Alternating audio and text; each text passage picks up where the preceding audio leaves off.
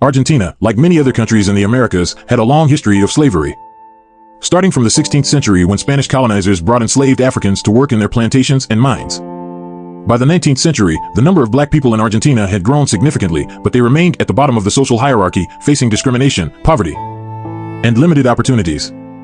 The wars of independence that took place in the early 19th century marked a turning point in Argentina's history, leading to the creation of a new nation and the end of Spanish colonial rule. Many black people, both free and enslaved, joined the fight for independence, hoping to gain freedom and equality. Among them was Maria Remedios del Valle, a slave soldier who fought alongside her family and became a symbol of courage and patriotism. Despite their contribution to the cause, black people in Argentina did not experience significant social or political changes after independence. The new government, led by the white elite, was more concerned with consolidating its power and establishing a new order than with addressing issues of race and inequality. In fact, many of the leaders of the independence movement were slave owners themselves, who saw black people as inferior and expendable. As the new nation grew and developed, the position of black people became even more precarious. They faced discrimination in education, employment, and housing, and were often subjected to violence and harassment. The government did little to protect their rights or improve their living conditions, and many black people had to rely on their own communities and networks to survive. In the mid-19th century, as Argentina's economy shifted from agriculture to industry, the demand for labor changed as well. The government began to promote immigration from Europe, especially from Italy and Spain, to fill the new jobs in factories and railways.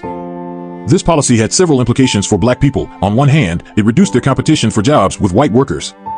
On the other hand, it created a new wave of racism and xenophobia, as many white Argentines saw the immigrants as a threat to their social and cultural identity. In this context, the government started a campaign to whiten the population, which included not only promoting European immigration but also discouraging black and indigenous people from having children and promoting their assimilation into mainstream society.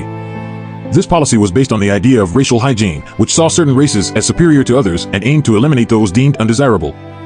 One of the consequences of this policy was the gradual disappearance of the black population in Argentina. Many black people migrated to other countries, such as Brazil and Uruguay, where they could find more opportunities and acceptance. Others assimilated into the white mainstream either by marrying into white families or by denying their black heritage altogether. As a result, by the early 20th century, black people had become a tiny minority in Argentina, with most of them living in poverty and obscurity.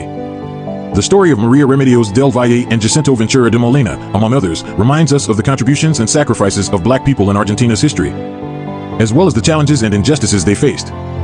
It also highlights the importance of acknowledging and confronting the legacy of slavery and racism in Argentina and other countries, and working towards a more inclusive and equitable society. Subscribe to our YouTube channel at New African GH.